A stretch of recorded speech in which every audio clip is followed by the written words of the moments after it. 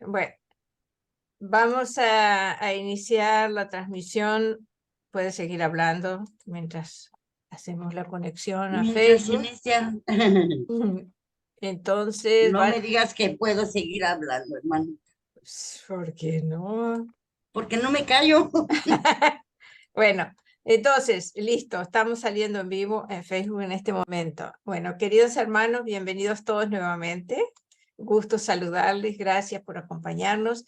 Me gustaría saber si alguno de ustedes quisiera hacer una oración para empezar. ¿A quién le gustaría, por favor?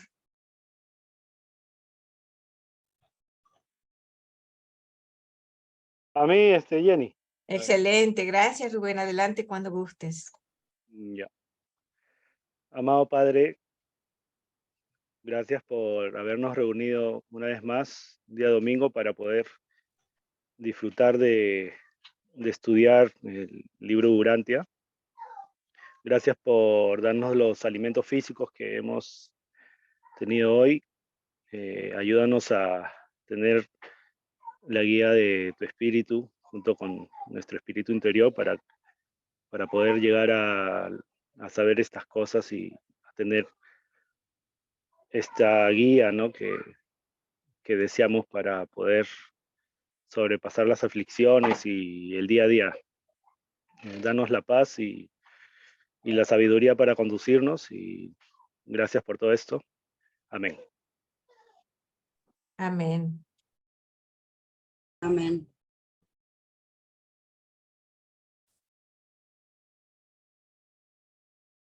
Gracias Rubén, que así sea.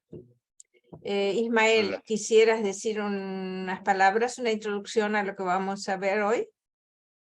Ok, como gustes.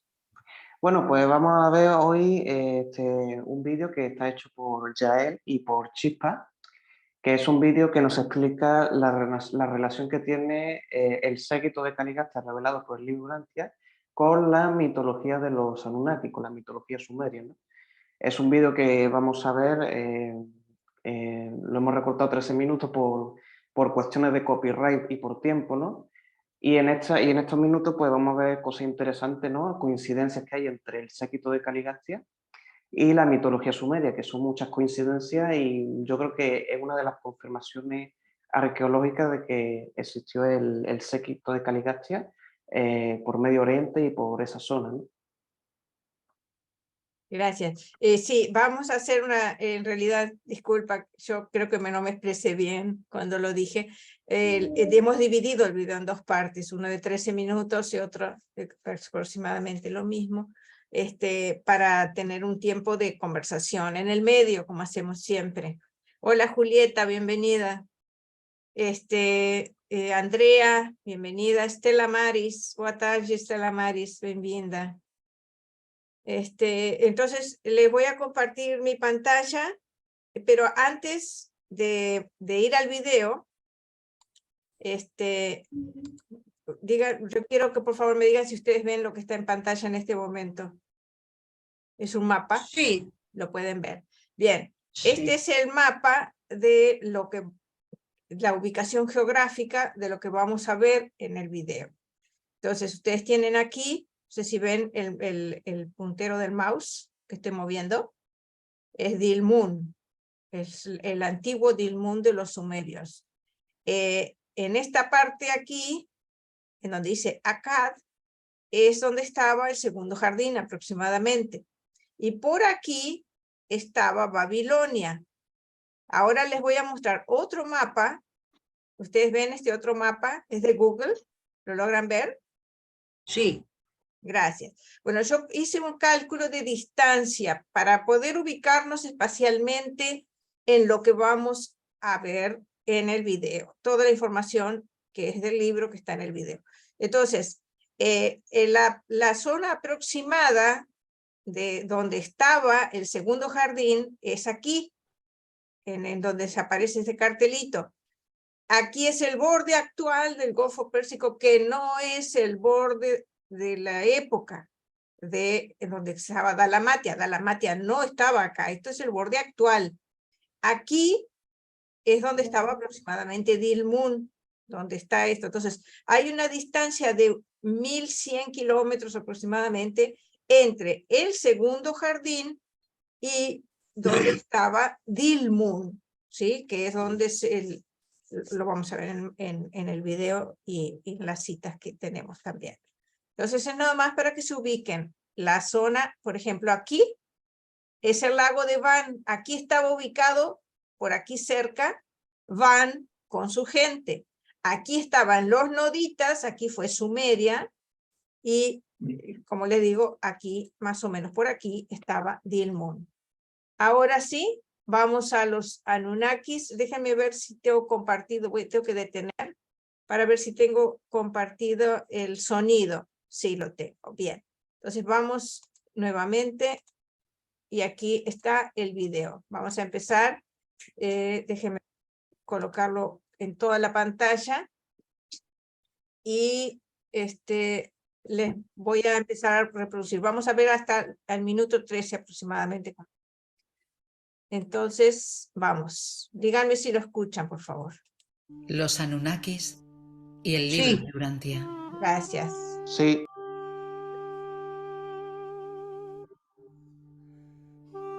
Los documentos no utilizan la expresión Anunnakis tan popular en la actualidad, pero una lectura cuidadosa de los mismos nos demuestra que se habla mucho de ellos en el libro de Urantia, bajo el nombre del séquito corpóreo del príncipe planetario o los 100 de Caligastia.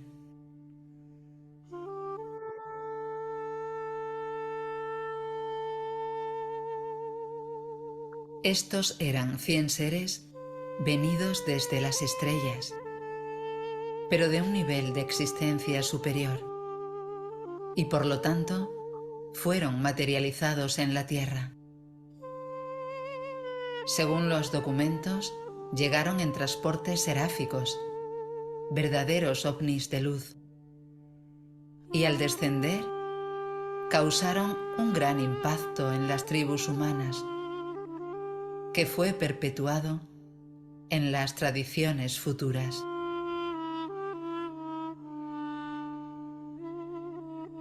Aunque algunos han traducido Anunnakis como aquellos venidos del cielo, y en efecto sí lo eran de alguna forma, la traducción correcta es hijos de Anu o descendencia principesca. Esta expresión es acertada, porque en efecto los 100 miembros materializados eran parte del séquito del príncipe planetario de Urantia.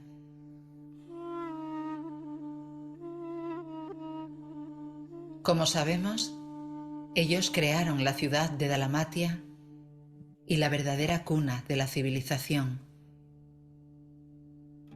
Muchos miles de años más tarde, la civilización sumeria emergería sobre los cimientos culturales y de tradiciones folclóricas originadas en Dalamatia. Los sumerios crearían toda una mitología cultural posterior en torno a los días de los 100 miembros del séquito corpóreo. Pero ellos no serían los únicos. Los babilonios, asirios y persas también mencionarían a estos dioses con sus respectivos nombres.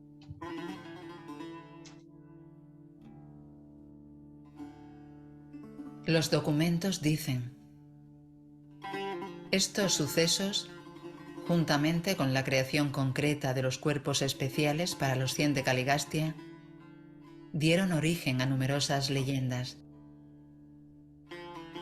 La llegada del séquito del príncipe produjo profunda impresión, bien que se requirieron casi 1000 años para difundirse las nuevas al extranjero. Las enseñanzas y la conducta de los 100 nuevos residentes influyeron sobremanera en las tribus próximas a la sede central mesopotámica. Y gran parte de vuestra mitología subsiguiente nació de las leyendas tergiversadas sobre estos días pasados, en que estos miembros del séquito del príncipe se repersonalizaron en Urantia como superhombres. Así es que parece evidente que los Anunnakis están vinculados claramente a los 100 maestros extraplanetarios que fueron precursores de la civilización mesopotámica.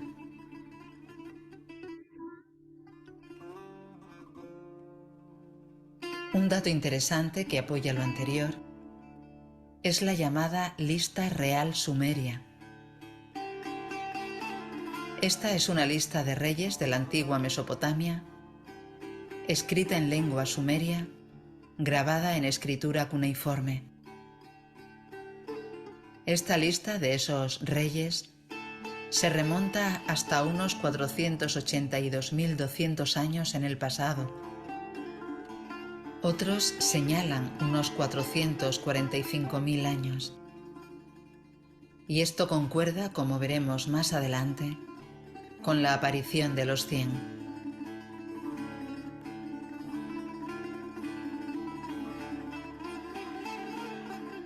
Las tabletas del prisma inician el relato narrando un suceso hace casi medio millón de años. Después de que la realeza descendiera del cielo, la realeza estuvo en Eriduk. En Eriduk, Alulim se hizo rey y gobernó 28.800 años. Aquí claramente se nos hace una referencia a estos seres sobrehumanos que bajaron a la Tierra. Es posible que efectivamente este rey o dirigente Anunnaki gobernó o dirigió literalmente 28.000 años al comer del árbol de la vida hasta la época de la rebelión. Pero también puede referirse a su dinastía, casa o descendencia familiar que duró ese periodo. Posteriormente, las otras casas durarían grandes periodos, algunos más largos o cortos, concordando con algunas de las 50 familias Anunnakis que gobernaron, algunas incluso después de la rebelión.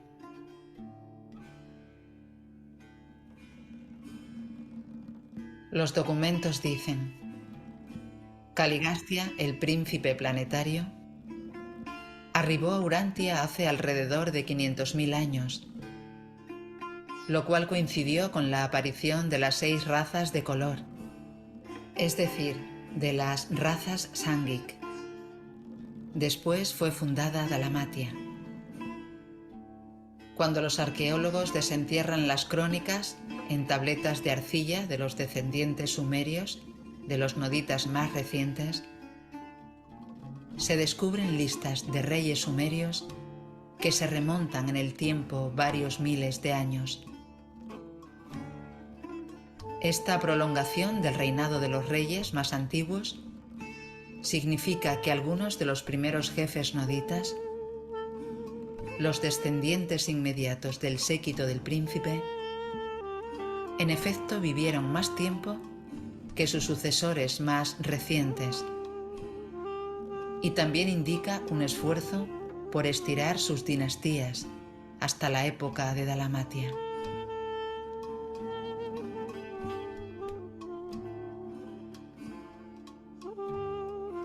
Otro aspecto interesante que debemos recordar radica en que el número de los Anunnakis eran unos 50, pero esto al parecer se refiere a las casas o familias Anunnakis.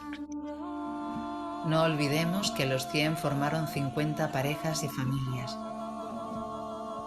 Así que también esta información de los Anunnakis concuerda con los documentos.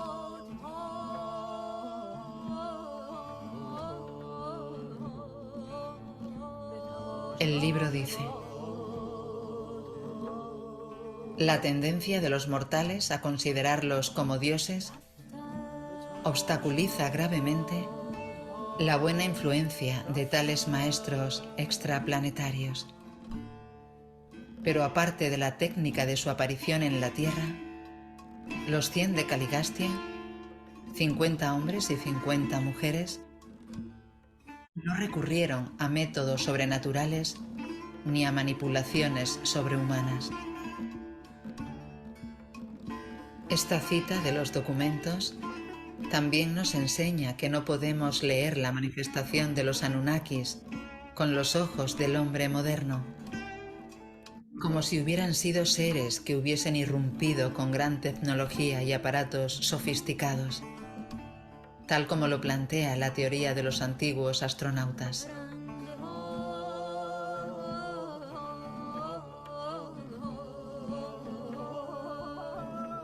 Nadie en el séquito del príncipe quiso presentar la revelación para complicar la evolución.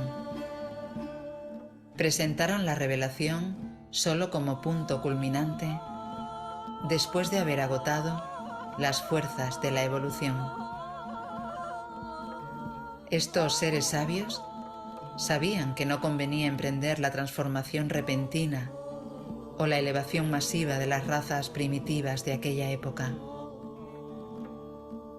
Bien comprendían la lenta evolución de la especie humana y prudentemente se abstuvieron de todo intento radical para modificar el modo de vida del hombre en la Tierra. No trastornaron la sociedad humana, pero sí aceleraron marcadamente su evolución natural y normal. Su motivo fue la progresión mediante la evolución y no la revolución mediante la revelación. Más que hacer una demostración de tecnología superior, tal como imaginó Zacarías Sitchin, los verdaderos Anunnakis se adaptaron a los seres humanos de la época y potenciaron las cualidades de los mismos hombres en las ciencias, las artes y la construcción. Fueron más bien maestros en vez de científicos y no los esclavizaron explotándolos en minas de oro.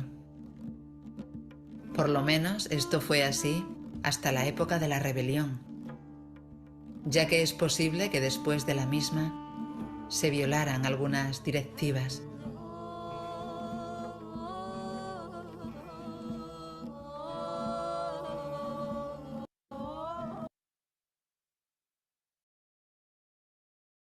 Vamos a dejar la segunda parte para después de que conversemos. Solamente antes de tener el compartir, les quiero compartir algo más para ampliar la mención que acaba de hacer, se acaba de hacer en el video sobre Zecaria Sitchin. No sé si ustedes saben quién es. Voy a detener un segundito. ¿Alguno de ustedes sabe o quiere saber sobre Zecaria Sitchin? Hola Francisco, bienvenido. Hola Carlos, Miguel. Fue el que escribió el libro de Recuerdos del Futuro. No, Recuerdo del Creo que Futuro, fue el- creo que fue este. Crónicas de la Tierra en 12 tomos. Es que le puedo levantar la mano, lo estoy viendo aquí. Un segundito, el Recuerdo del Futuro, Los 12 planetas. sí. El duodécimo, pero son 12 libros escritos. Bueno, primero empieza con Genli, empieza con los dioses Anunnaki, después posteriormente... Bueno, vamos a compartirles para que el análisis sea más o menos completo. Les voy a compartir el texto de Wikipedia sobre Zecaria Sitchin. Dice, el azerbaiyano Zecaria Sitchin publicó una decena de libros conocidos como Crónicas de la Tierra a partir de los años 1970. En ellos supuestamente quedaban traducidas tablas sumerias de escritura cuneiforme y textos bíblicos en su escritura original. En el libro El 12º planeta narra la llegada de los Anunnakis a la Tierra procedentes de un supuesto planeta llamado Nibiru hace unos 450.000 años, seres altos de unos 3 metros de altura, de piel blanca, cabellos largos y barba, quienes se habrían asentado en Mesopotamia y que por ingeniería genética aceleraron la evolución del Neandertal a Homo sapiens, aportando su propia genética por la necesidad de tener trabajadores esclavos.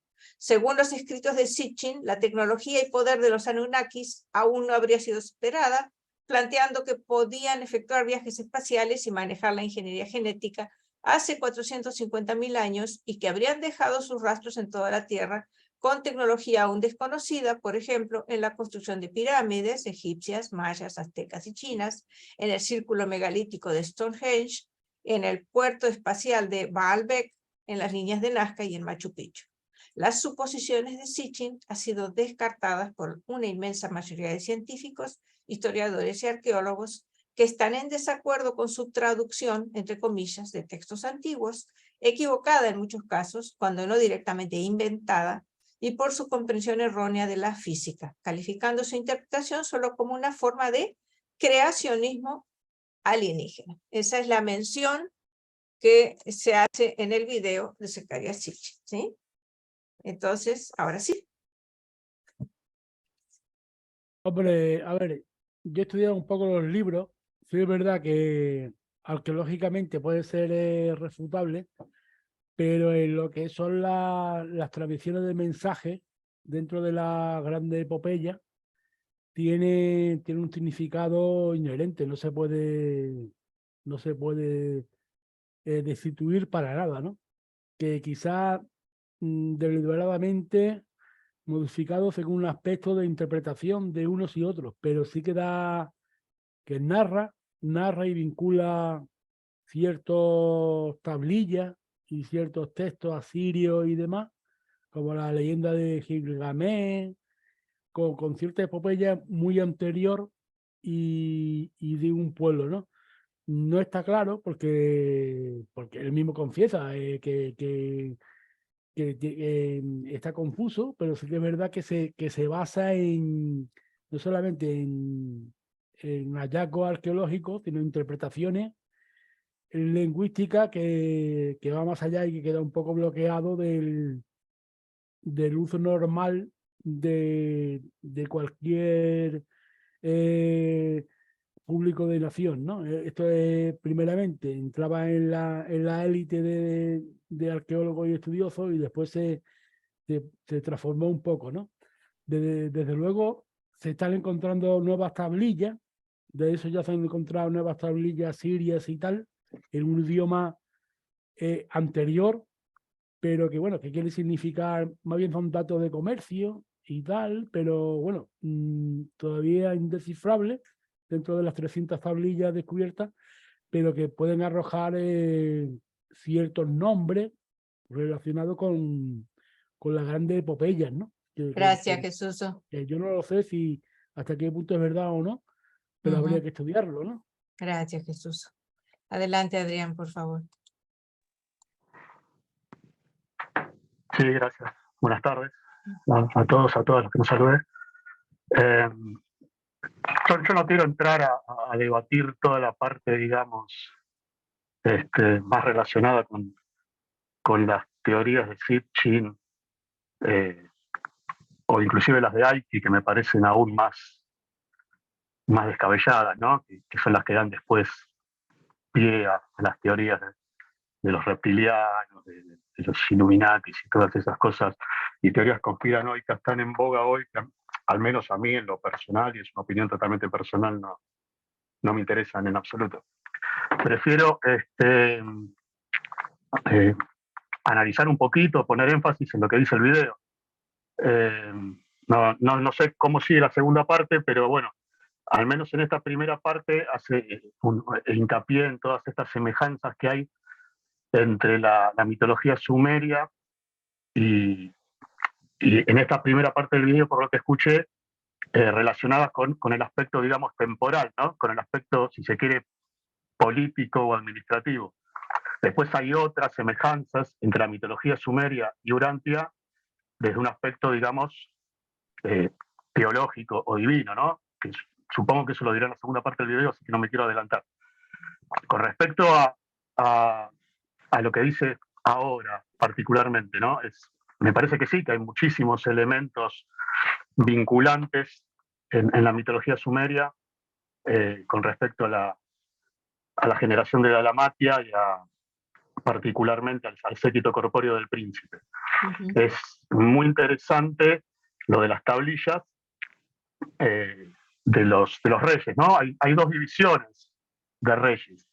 Están los reyes más arcaicos, que serían, generalmente las tablillas los asocian con 10, otras con 8, y después hay una serie de reyes, digamos, más cercanos a nosotros, igualmente de antiguos, pero más cercanos en el tiempo a nosotros, que serían post-tradición del diluvio, digamos, ¿no? del diluvio sumerio, de la leyenda de Gilgamesh y todo eso que después los hebreos la amalgamarían con la historia real de Noé, ¿no? Es interesante lo que dice con respecto a los años que gobiernan estos reyes, y creo que las dos o tres teorías que se barajan son atendibles, ¿no? Algunas dicen que la gran extensión de años, sobre todo de los reyes más antiguos, tendría que ver con que serían los descendientes más directos o aún los mismos miembros del séquito que poseían el sustento o el alimento energético del árbol de la vida, que se hacía obviamente perdurar en el tiempo. Otros dicen, también como lo dice la revelación, que estos estiramientos de años podrían ser con un afán meramente didáctico para acercar y justificar, Sabemos que en la historia de la humanidad siempre los reyes han tendido a autojustificarse con parentescos o linajes divinos, ¿no? Esto no es nuevo y ha sucedido a lo largo de toda la historia de la humanidad. Bueno, los sumerios fueron los primeros, los que inauguraron esto, y no fueron la excepción. Entonces también es muy probable que hayan estirado estas dinastías hacia atrás con un afán de ligar y de darle legitimidad a sus representantes monárquicos, vinculándolos con la generación de Dalmatia. Y después hay un detalle que es más, a mí me parece más interesante, que es sobre todo de los primeros reyes, ¿no? Los de las primeras dinastías, que serían 3 dinastías, una de las cuales sería la dinastía de Uruk, que bueno, ya en su nombre vemos una cierta vinculación también con Urantia, ¿no? Uruk, Ur y varias ciudades de esa época, ¿no? Ciudades-estados posteriores, en realidad, de la época sumeria. Pero esa primera dinastía de Uruk, que se remontaría a esos primeros 10 reyes, que son los que más tiempo habrían gobernado, ¿no? Que se dicen que habrían gobernado por decenas de miles de años cada uno. La teoría que a mí me parece más interesante es que en realidad no nos están hablando de reinados sucesivos cronológicos, uno detrás del otro, sino que ellos lo hacen de esta manera, pero que en realidad nos estarían hablando de que estos reyes gobernaron por la sumatoria de todos esos años que ellos dicen de cada uno. Esa sumatoria de años daría como resultado los años efectivamente que el séquito corpóreo habría gobernado o habría ejercitado su acción en la tierra. Estos 10 reyes, por lo tanto, no serían tampoco reyes singulares, sino serían las 10 casas o las 10 secciones o las 10 divisiones administrativas en las que se dividió el séquito corpóreo para tratar los distintos temas dentro de Dalmatia. Lógicamente, todas estas secciones en Dalmatia gobernaron, entre comillas, o ejercieron sus funciones administrativas simultáneamente. La lista sumeria las dividiría en reyes personales y le adjudicaría a cada uno una determinada cantidad de años para hacerlo coincidir con todo el tiempo en que el séquito gobernó en Dalmatia. Aparte es interesante que también se dice que cada uno de estos reyes tenía o tuvo un reinado particular dedicado a un tema en particular. Y eso también es medio raro, ¿no? Porque un rey se ocuparía de distintos temas, no de uno solo. Sin embargo, se nos dice que estos 10 reyes sumerios antiguos se ocupaban mucho de un tema particular. Y esto también nos remitiría al séquito del príncipe, que cada secretaría sí se ocupaba efectivamente de un tema en particular. Entonces yo creo que es muy, muy ilustrativo, ¿no? O sea, creo que hay una similitud muy grande de que estas primeras dinastías, que son las que gobernaron, según las tablillas, tantos miles de años, serían en realidad las secretarías o las divisiones administrativas en que se dividieron el séquito para trabajar en la ciudad del príncipe, ¿no? En las escuelas del príncipe. Y en cuanto al término Anunnaki, ¿no? que verdaderamente, como decía el video, significaría hijos o descendencia de Anu. Eso tiene más que ver con la parte teológica, que yo no sé si después se especifica más el video. Pero bueno, Anu era una deidad suprema, sumeria, a la que uno de sus atributos, curiosamente también, para vincularlo con la revelación, uno de esos atributos de Anu sería rey o padre de las constelaciones, ¿no? Que es un término al cual los estudiantes Durantia estamos familiarizados. Y no solo Anu, sino que Ki, o sea, la parte posterior, ¿no? De Anunnaki Ki, está reflejada como una especie de madre o de madre consorte de Anu, ¿no? Algo que también los estudiantes Durantia estamos vinculados y conocedores de ese término al cual nosotros lo aplicamos a la ministra divina, ¿no? Entonces, bueno, hay esos y muchos más vínculos entre la tradición sumeria, ya sea la temporal, como esta que traté de explicar ahora, como la divina, que bueno, espero que esté en la parte del vídeo después, si no después la charlamos. Hay muchísimos vínculos entre esta tradición sumeria y la tradición de la revelación Durante. Bueno, nada más por ahora, gracias. Gracias, Adrián. Para las demás personas que van a hablar y para todos nosotros, cada vez que hablemos hoy, nuestros amigos presentes en la sala, que son de Brasil, nos piden que por favor hablemos despacio para que ellos puedan seguir nuestro español, ¿sí? Solo eso, por favor. Separando... Estoy complicado estoy con eso, pero bueno, trataré. Es lo posible, hablar más para que las palabras se individualicen y se puedan entender. Gracias, es todo. Adelante, Irma. Sí, yo quería comentar de que precisamente de los 100 de Caligastia, Anu, fueron 3 los que, o sea, los que estaban por encima de los demás. En realidad eran 7 educadores. Y estos 7 los menciona el libro de Urantia, eran Belo, Samas, Nabu, Anu, Ea, Marduk y Sin. Anu era considerado como de la triada de los dioses de la tierra, del mar y del cielo. Y Anu era considerado de cierta forma así porque ellos sí llegaron del cielo.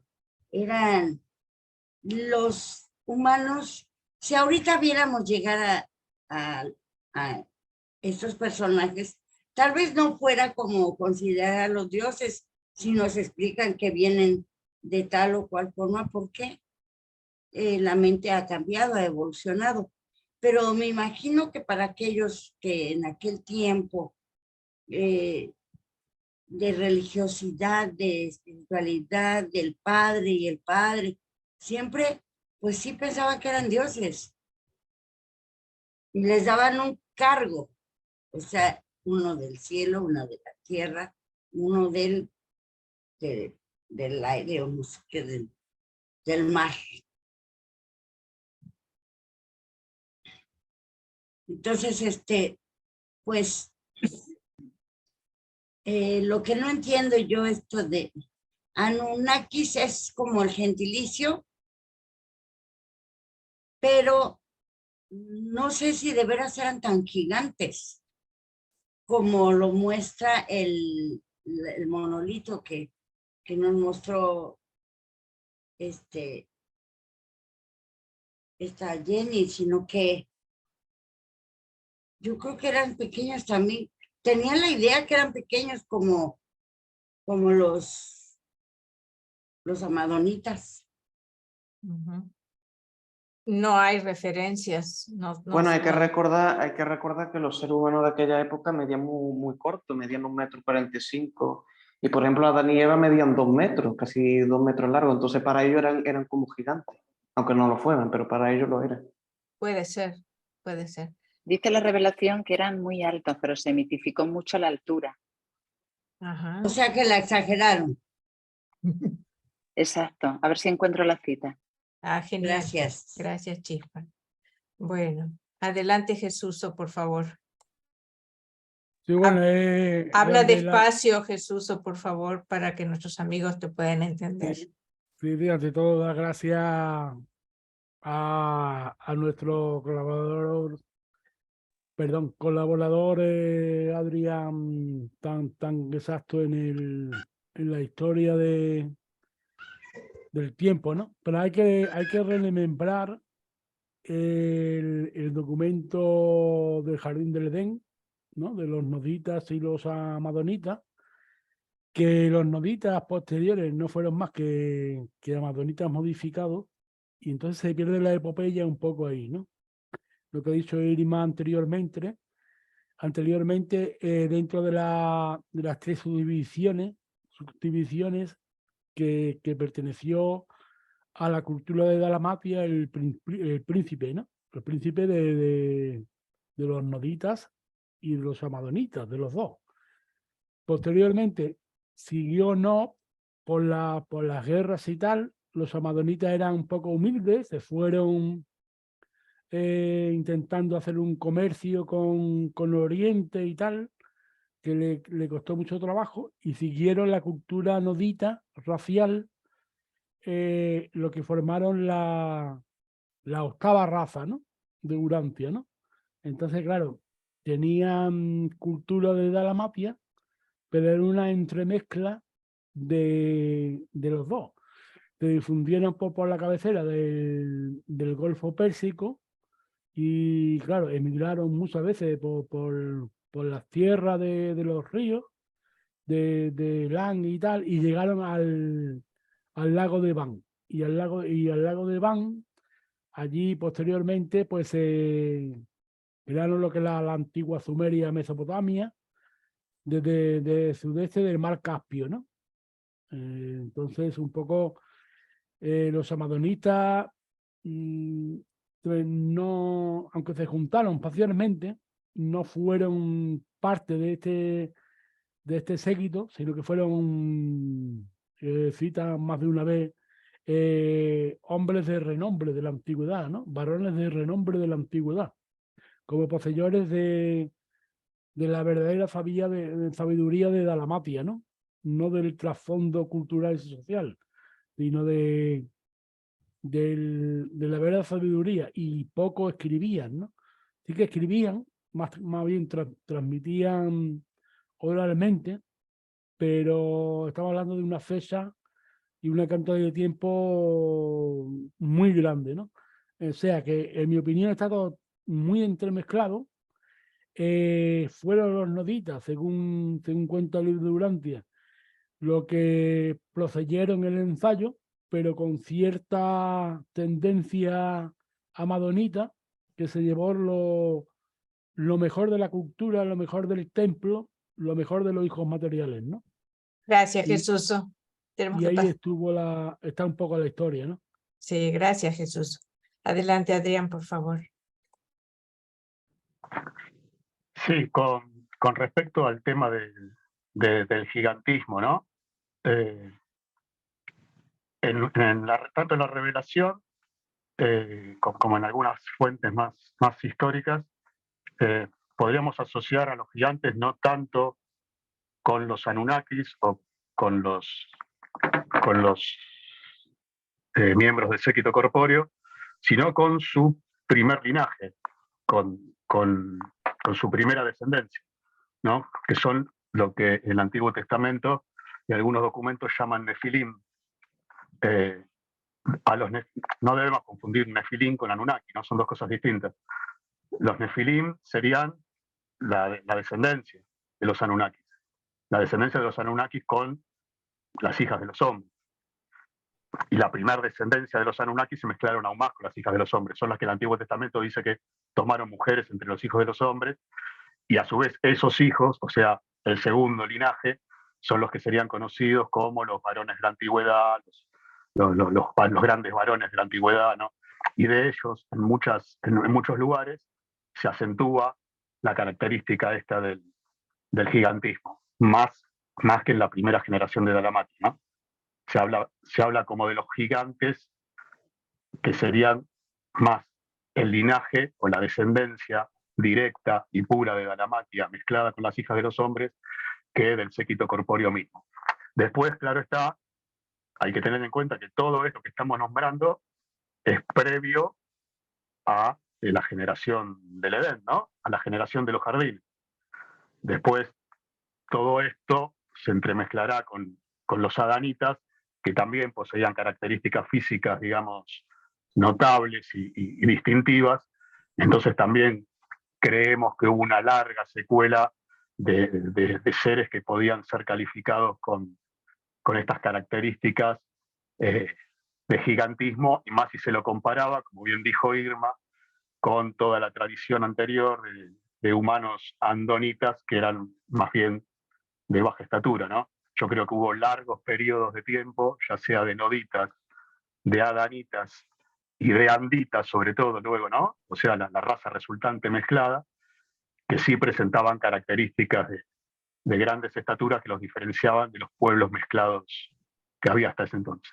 Pero lo importante sería no mezclar los conceptos de Anunnakis con Nefilim, que son dos términos que están vinculados, porque uno es linaje del otro, pero no son lo mismo. Ahora, solo una pregunta, una aclaración, mejor dicho, a Adrián. Entonces, Anunnaki significa el séquito corpóreo rebelde. ¿Es correcto? Pues, Anunnaki lo podemos vincular con el séquito corpóreo, no significa eso etimológicamente. O sea, etimológicamente hay varias acepciones. Unos dicen los Anunas, que son los hijos directos de los dioses. Otros dicen los hijos de Anu y de Ki, que como dije anteriormente sería Anu el dios de la tierra, y el padre constelar, y Ki la madre. O sea, hay distintas acepciones, distintos científicos dicen distintas cosas, etimológicamente hablando. Lo que sí podemos hacer es vincularlos. Los Anunnakis los podemos vincular con el séquito corpóreo del príncipe.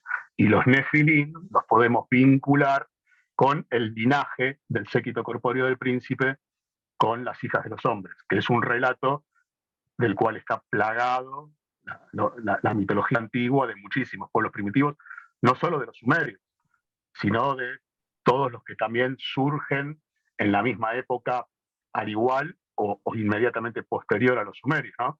Me refiero a los babilonios, a los asirios, y mayormente a todas las poblaciones, como bien mostraste vos en el mapa anterior, de la zona de tanto septentrional como meridional de la Mesopotamia. Exacto. Eso es. Excelente, muchas gracias. Adelante, Annelies, por favor. Sí, buenas tardes a todos otra vez. Yo tengo dos preguntas.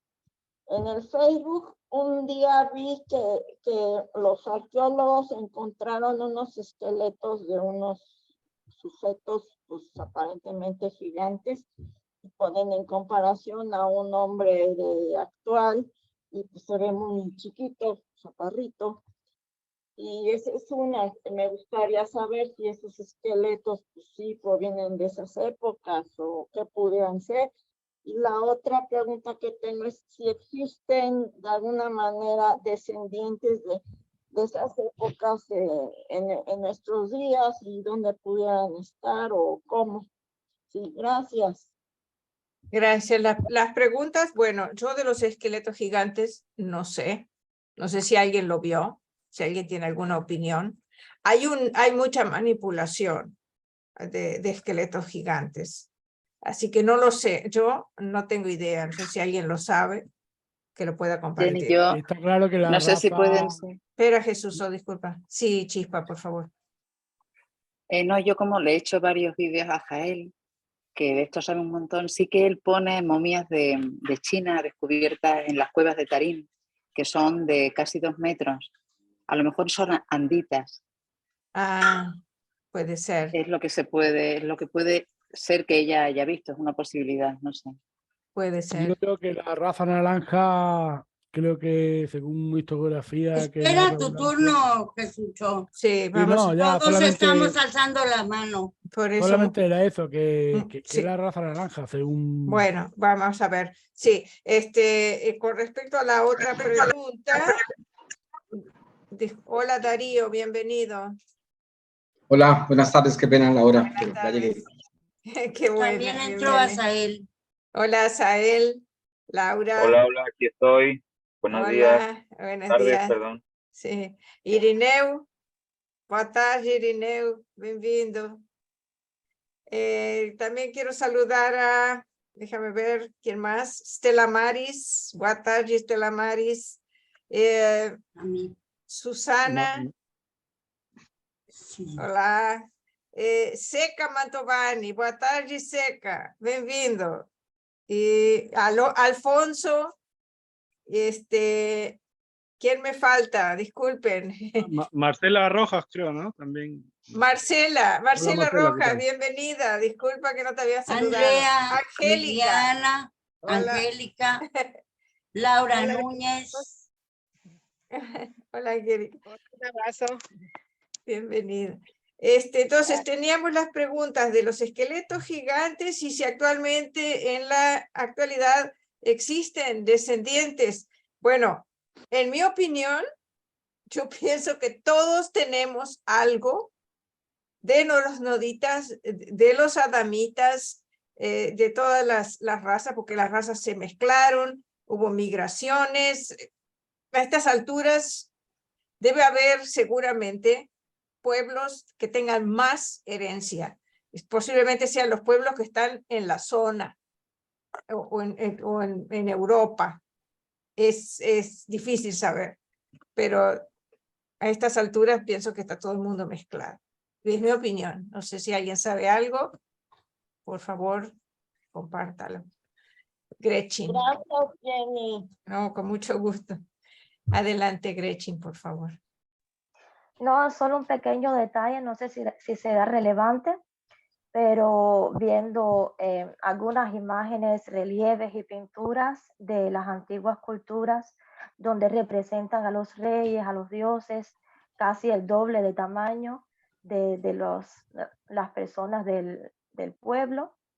Había escuchado que lo hacen también para diferenciarlos de las personas normales, los ciudadanos. Nada más quería decir eso. Por eso pintaban o hacían esos relieves de esos tamaños tan grandes para diferenciarlos, incluyendo la cultura egipcia también, como representaban a los faraones de un tamaño tan exagerado y a los dioses también. Buen punto. Solo eso quería decir. Gracias, Gretchen. Sigue Irma, que tenía la mano levantada y se le bajó. Disculpa. Irma, adelante, por favor. Gracias, hermanita. Solo quería comentar, tú nos hiciste un comentario en respuesta a Adrián, de cómo dijiste que era qué, que eran los Anunnakis, los noditas. No, yo creo que es lo que le pregunté, si los Anunnakis son el séquito del príncipe y los Nefilim los descendientes del séquito del príncipe. Eso es lo que yo Sí. quería tener claro. Bueno, y respecto a los Anunnakis, creo que son parte de los noditas, pero los noditas salieron del jardín después de la rebelión, después de todo el problema que hubo y que quitaron el árbol y eso. Hubo varias tribus que se derivaron de estos hijos de Nod. Bueno, se supone hijos de Nod, no son hijos de Nod, pero se les llamó así porque Nod los dirigió. No precisamente porque todos fueran noditas. Nod era uno de los 100 de Caligastia, de los mortales que fueron repersonalizados aquí en Urantia. Y Anu era considerado un dios, pero no era tal dios. También era uno de los que había vivido muchos años, porque por muchos siglos comió del árbol de la vida. Sabemos que gradualmente perdieron su poder de sobrevivir y fueron desapareciendo.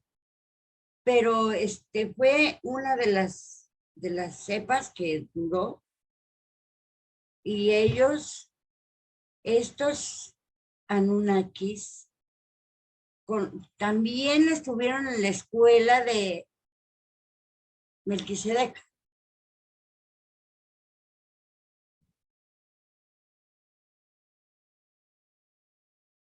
Gracias, hermanita. Adelante, Sí. Jesús.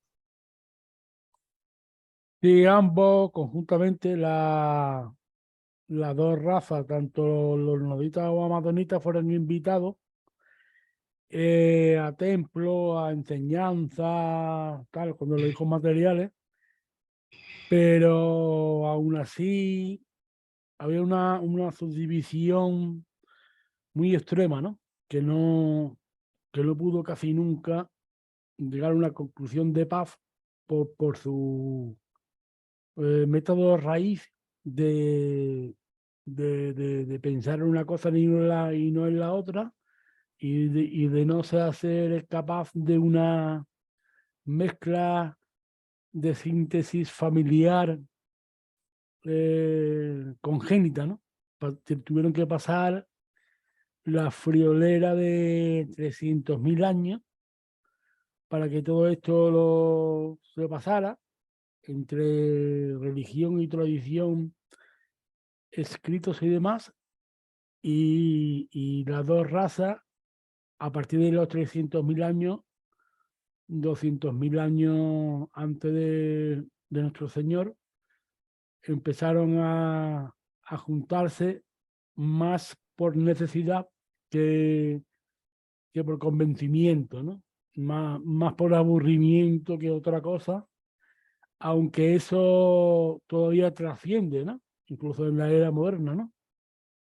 No hay motivo de paz, hay muchas controversias, muchos rasgos mentales y mucha distorsión, pero claro, a lo largo del tiempo se está avanzando cada vez más rápido, ¿no?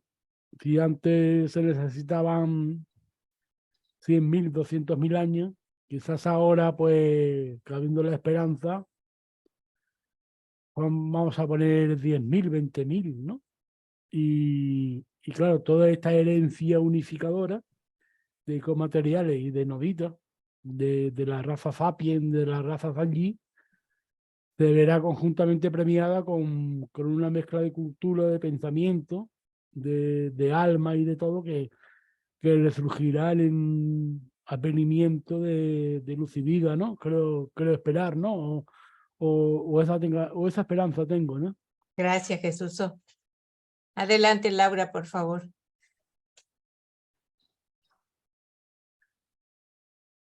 Sí, buenas tardes, Jenny. Buenas tardes. Yo quiero hacer un comentario. Estaban hablando de los gigantes. Yo en alguna ocasión vi un documental o una historia que se hace en una plataforma que existe que se llama Gaia.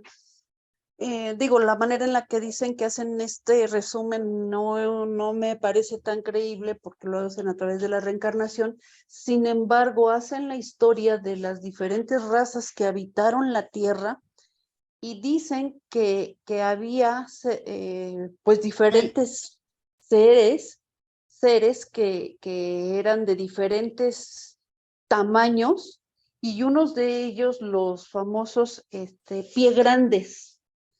Y ya hablan que efectivamente todos ellos venían de otro lado, no eran oriundos de la Tierra, y que eran razas, algunas de ellas eran belicosas, otras no, otras eran pasivas, eran aisladas, eran gente que les gustaba estar en donde hacía frío, y de ahí el mito del Yeti, ¿no?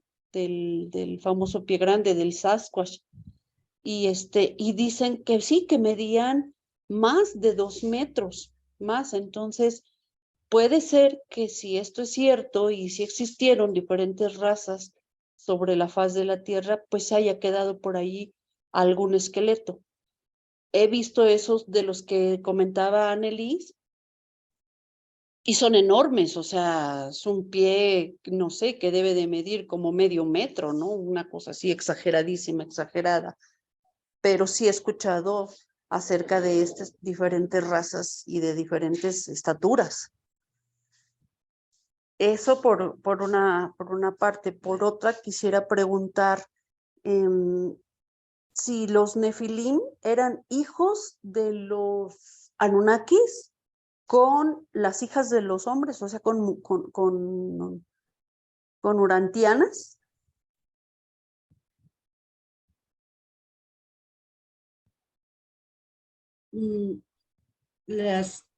Los Anunnakis, los Nefilim, en la Biblia se mencionan como hijos de los ángeles con las humanas. De los ángeles, ok. Se refiere a los 100 de Caligastia, que se mezclaron las mujeres con hombres y los hombres con mujeres, obviamente, pero también se reprodujeron entre sí, ¿verdad? Entonces, pero según el libro de Urantia nos dice que todas las mujeres que tuvieron hijos con estos personajes murieron.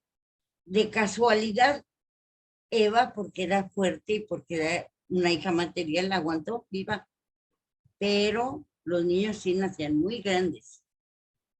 Son hijos exactamente de los 100 con humanas y todas las mujeres murieron en el parto.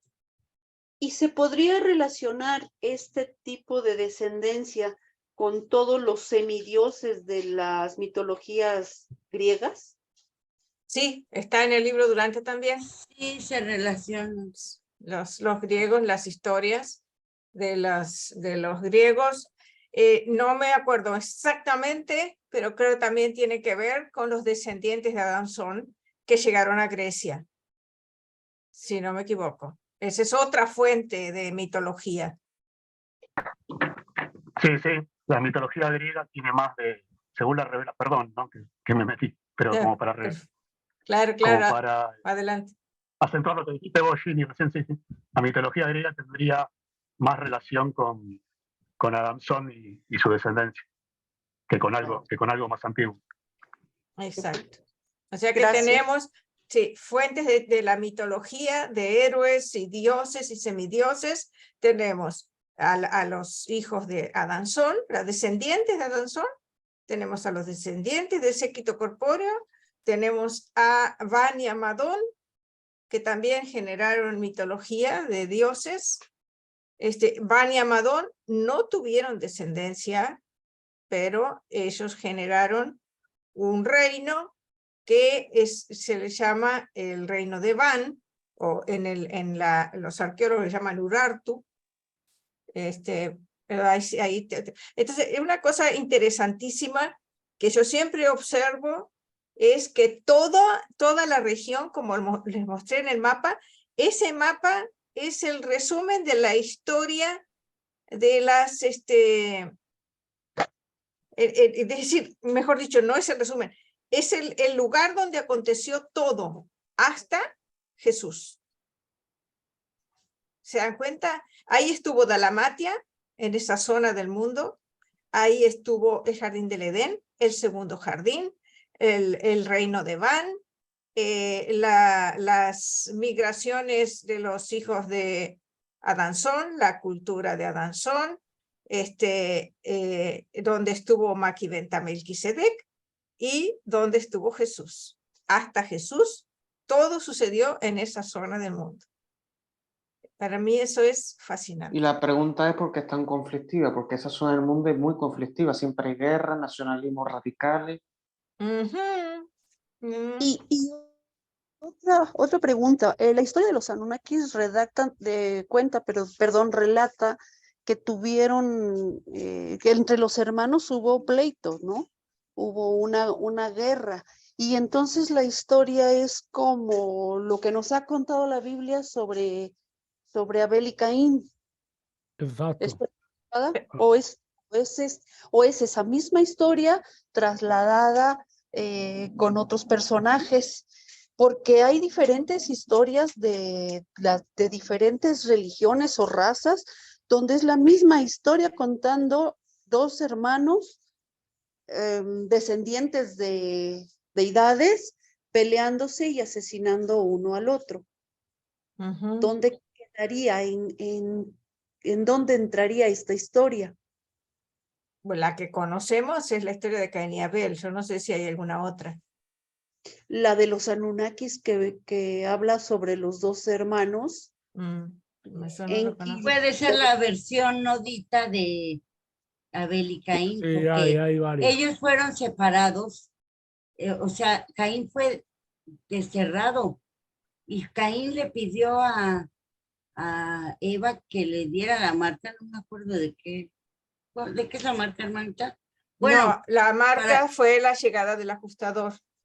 Ah, exacto, para que no lo asesinaran.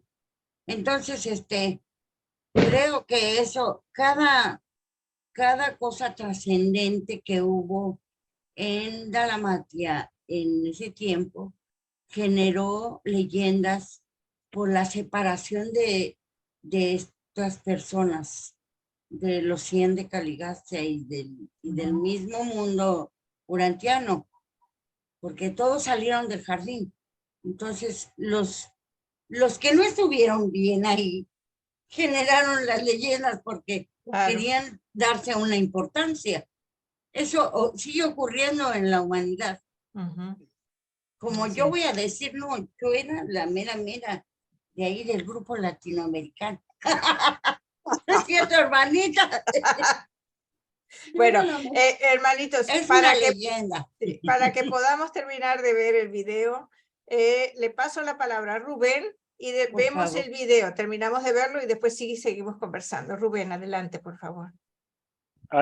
Justo estaba leyendo las conversaciones del chat y hablaban también de los incas. Creo que Chispa mencionó un poco los incas. Y bueno, no hay mucha historia que contar, ¿no? Porque cuando ya llegaron los españoles destruyeron bastante cultura, ¿no? De lo que había antes, ¿no? Pero he encontrado algo que dice que, ¿y por qué en Perú hay fama? Esto viene de los comentarios reales del Inca Garcilaso de la Vega. Dice, ¿y por qué en el Perú hay fama de los gigantes que vinieron a desembarcar en las costas en la punta de Santa Elena, que está en los términos de la ciudad de Puerto Viejo? Cuentan los naturales por relación que oyeron de sus padres, la cual ellos tuvieron y tenían de muy atrás, que vinieron por la mar en unas balsas de juncos a manera de grandes barcas. Unos hombres tan grandes que tenían tanto uno de ellos de la rodilla abajo como un hombre de los comunes en todo el cuerpo, aunque fuese de buena estatura, y que sus miembros conformaban con la grandeza de sus cuerpos tan disformes que era cosa monstruosa ver las cabezas, según eran grandes, y los cabellos que les llegaban a las espaldas. Los ojos señalaban que eran tan grandes como pequeños platos. Afirmaban que no tenían barbas y que venían vestidos algunos de ellos con pieles de animales y otros con la ropa que les dio Natura, y que no trajeron mujeres consigo, los cuales, como llegasen a esta punta, después de haber en ella hecho su asiento a manera de pueblo, que fue que aún en estos tiempos hay memoria de los sitios de estas casas que tuvieron. Como no hallasen agua para remediar la falta que de ellas sentían, hicieron unos pozos hondísimos, obra por cierto digna de memoria, hecha por fortísimos hombres como se presume que serían aquellos, pues era tanta su grandeza. Bueno, eso es lo que está escrito en los comentarios del Inca Garcilaso de la Vega, ¿no? Eso es lo que he encontrado, ¿no? Me impresiona encontrar estas cosas, ¿no? Bueno, saben algo que desembarcaron. Y hablando de la leyenda del Inca, bueno, de Manco Cápac y Mamahoyo, yo supongo que son las tradiciones que vienen cuando hablaban de Adán y Eva, ¿no? Porque supuestamente ellos ya venían mezclados ya con los adanitas, ¿no? No eran noditas puros, eran anditas, pues, ¿no? Y de hecho, cuando hablan de Manco Cápac y Mamahoyo, de hecho que se refieren, ¿no? A Adán y Eva, pues, ¿no? Y cómo ellos son hijos del sol y todo esto, ¿no? De hecho, dicen que los incas no tuvieron escritura, ¿no? Eso lo dudo, ¿ya? Puede ser que la escritura haya sido escrita en piedras, así como en las tablillas, pues. Y bueno, ¿no? Con la llegada de los españoles, de hecho, que ya muchas de las cosas preciosas se han destruido, ¿no? Algún día tal vez encontraremos algo por ahí, ¿no? Que no ha sido destruido, ¿no? Pero ya, ahí estamos. Gracias. Gracias, Rubén. Adrián, te paso la palabra y después terminamos de ver el video.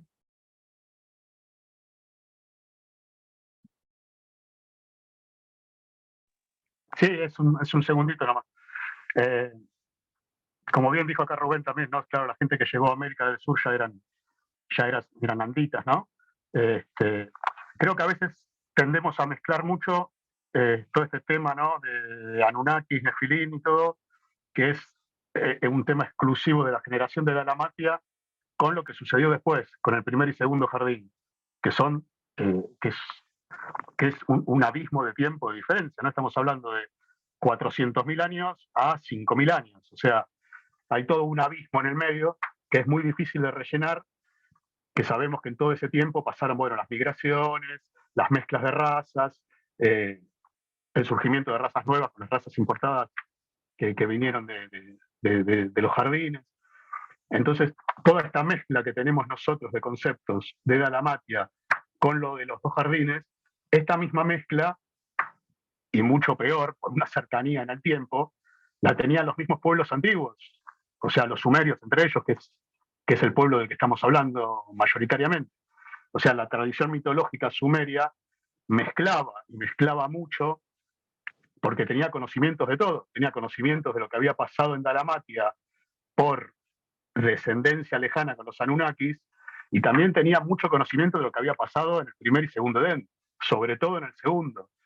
Como bien dijiste vos, Gini, mostraste los mapas por la cercanía geográfica del segundo Edén con las civilizaciones mesopotámicas, y aparte tengamos en cuenta también que la primera generación sacerdotal sumeria, o sea, la fundadora o la inventora o la transmisora, como querramos decirle, de la mitología sumeria, nos lo dice también la revelación en algún momento, así medio tangencialmente, eran como una especie de desertores o renegados del sacerdocio setita, o sea, del sacerdocio del segundo jardín.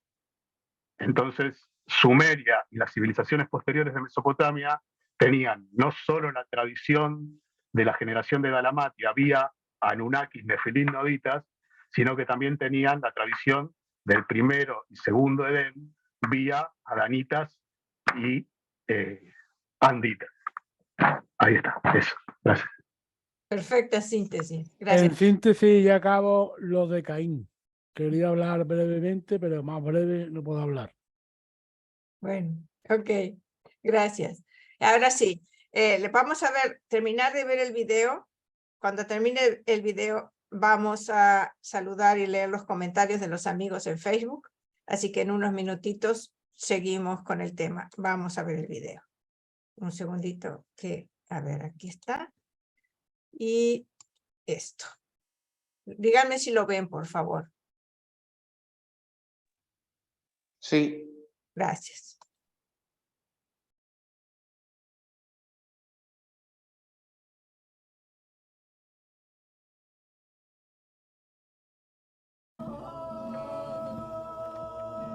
Sin embargo, parte de estos seres, llamados superhombres, también contribuyeron genéticamente a las razas humanas. No lo hicieron mediante hibridaciones en sofisticados laboratorios tecnológicos, sino mediante el mestizaje natural con los nativos y nativas humanas. Y los hijos de esta unión se llamaron el poderoso pueblo nodita, conocidos en el futuro como los Nefilim o héroes de antaño.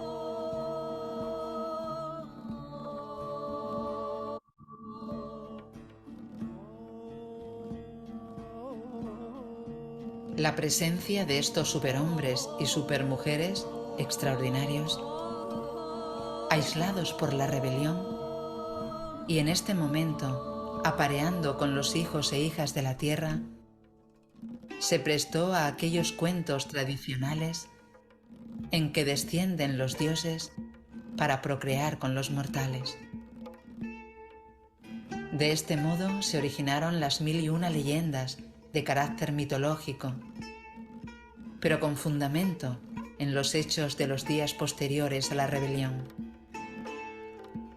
Andando el tiempo, estos llegaron a tener resonancia en los cuentos y tradiciones folclóricos de varias gentes, cuyos antepasados habían participado en estos contactos con los noditas y sus descendientes.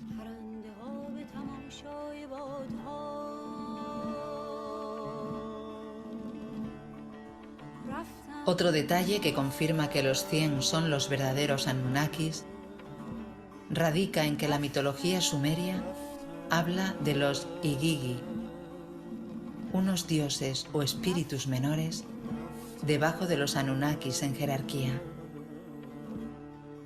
Los Igigi trabajan para los Anunnaki y tras una rebelión, algunos se convirtieron en una serie de demonios o entidades malignas. Todo lo anterior tiene una sorprendente correspondencia con los seres intermedios primarios comentados en el libro de Urantia y que procedieron de los 100 miembros materializados. También con la rebelión posterior de muchos de estos seres.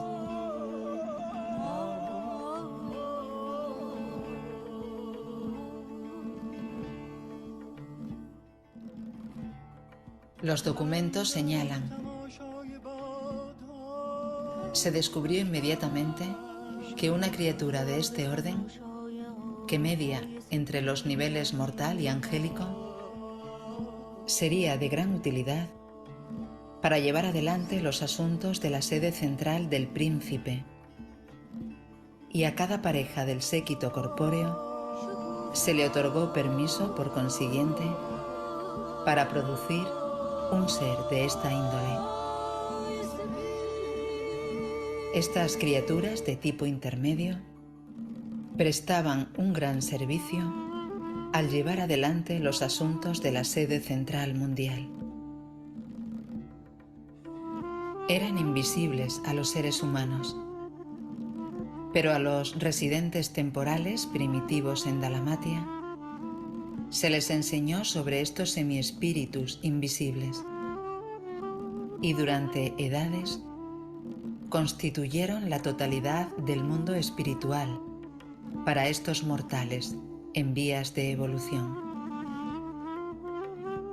Así que claramente los conceptos de la humanidad sobre los genios, los espíritus buenos y malos, y que son de rango menor, proceden de estos Igigis mencionados en los textos sumerios, que actuaban bajo los Anunnakis, lo cual ciertamente es una referencia a los seres intermedios primarios, provenientes del séquito corpóreo.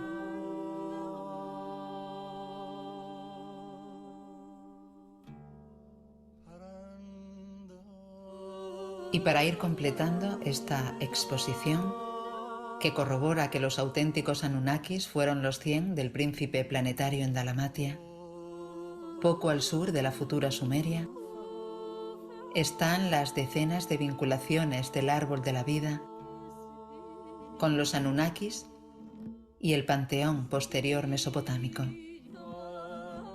En esta representación sumeria más antigua lo notamos, y los documentos dicen: los 100 de Caligastia eran personalmente inmortales o incapaces de morir.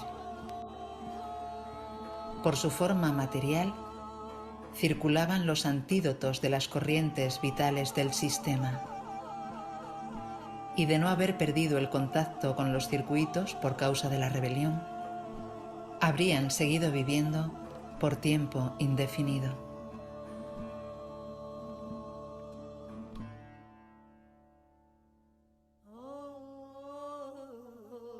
Aquí observamos otra representación posterior en donde estos seres se nutren de los frutos del árbol de la vida En la época de Dalamatia, este árbol se cultivaba en el patio central del templo del Padre Invisible,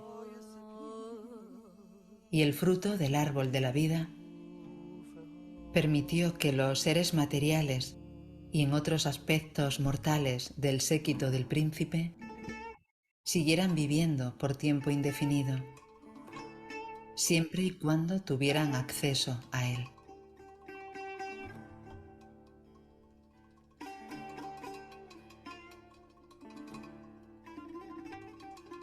Aquí observamos otra imagen del periodo posterior asirio-babilónico. Al estallar la rebelión, los querubines y serafines leales, con ayuda de los seres intermedios fieles, asumieron la custodia del árbol de la vida. Los rebeldes del séquito, privados del sustento espiritual, a la larga murieron por causa natural. Y gran parte de la idolatría subsiguiente de las razas humanas surgió del deseo de perpetuar la memoria de estos seres enaltecidos de los tiempos de Caligastia.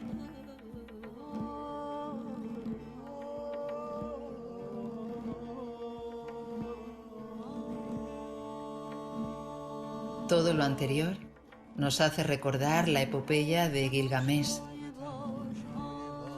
Esta historia claramente está basada en un nodita, un semidios, descendiente de estos dioses o séquito planetario. Este héroe sumerio pasa por distintas aventuras y en su epopeya busca la antigua planta de la inmortalidad, una referencia clara al árbol de la vida, el cual solo podía ser comido por los antiguos dioses. Esto es cierto según los documentos, ya que el árbol solo tenía efectos en los 100 miembros, pero no en su prole. Gilgamesh finalmente no consigue la inmortalidad, y el poema declara: mira al hombre fuerte que desea la inmortalidad. El sueño, como un viento furioso, lo ha envuelto.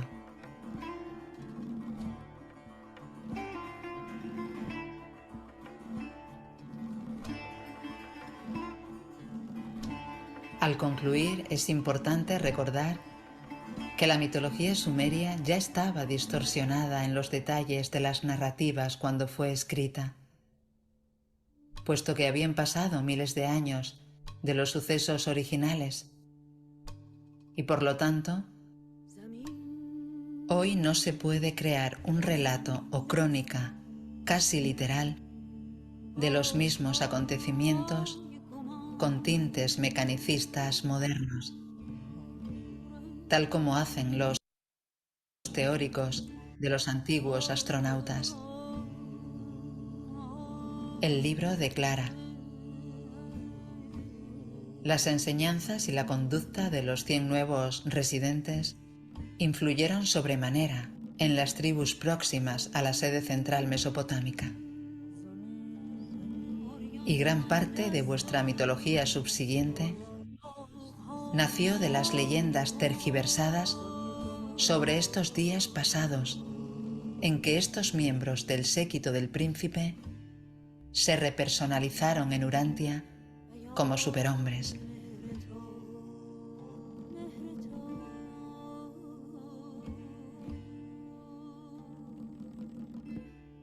Los documentos dicen: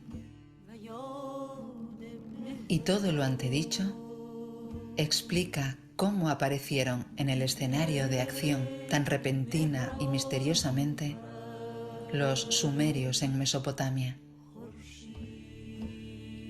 Los investigadores no podrán nunca remontarse en el tiempo, volviendo sobre los pasos de estas tribus hasta la génesis de los sumerios, quienes se originaron hace 200.000 años, después de la sumersión de Dalamatia. sin rastro alguno de su origen en ninguna otra parte del mundo, estas tribus antiguas, súbitamente, se ciernen sobre el horizonte de la civilización con una cultura plenamente desarrollada y superior, que comprendía templos, metalurgia, agricultura, animales, alfarería, tejeduría, derecho mercantil, códigos civiles, ceremonial religioso y un antiguo sistema de escritura. A principios de la era histórica, ya hacía mucho tiempo que se había perdido el alfabeto dalamatiano, habiéndose adoptado un sistema de escritura particular que se había originado en Dilmun. La lengua sumeria, si bien casi se perdió del mundo, no fue semítica. Tenía mucho en común con las llamadas lenguas arias.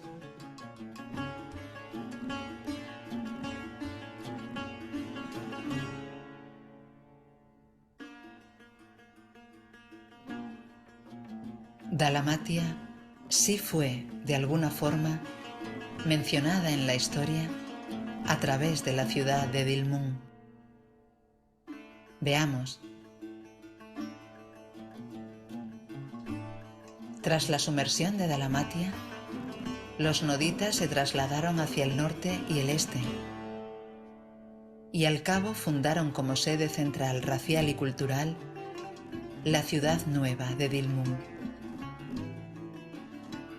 Los registros detallados que dejaron los sumerios describen el emplazamiento del extraordinario asentamiento que se ubicó en el Golfo Pérsico, cerca de la ciudad más vieja de Dilmun.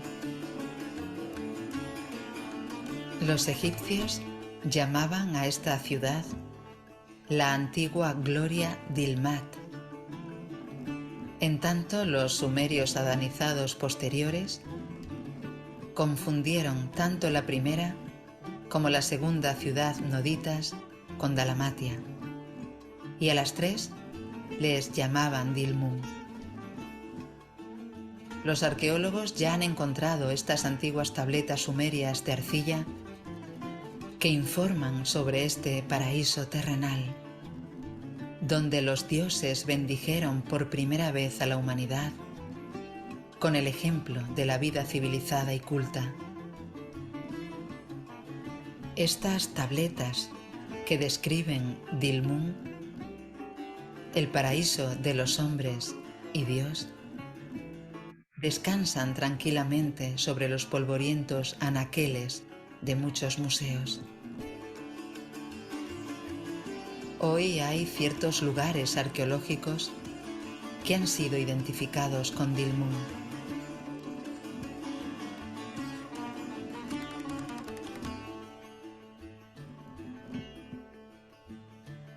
Pero esta misma Dilmun es en realidad el eco de lo que fue alguna vez la bella Dalamatia.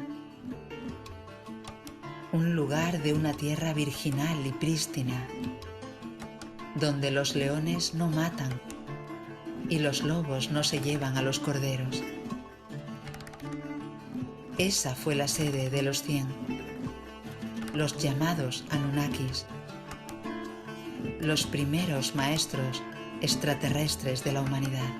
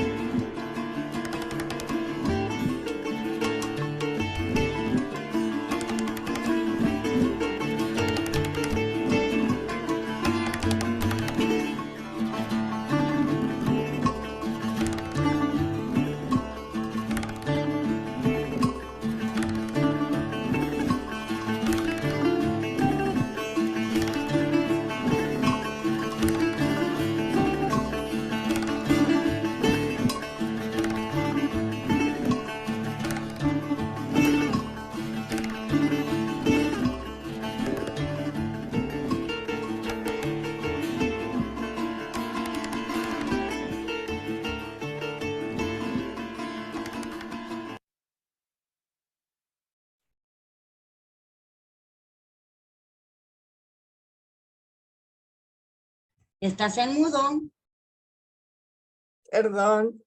Corté el video por el asunto de la música, que Facebook no nos vaya a hacer la mala obra.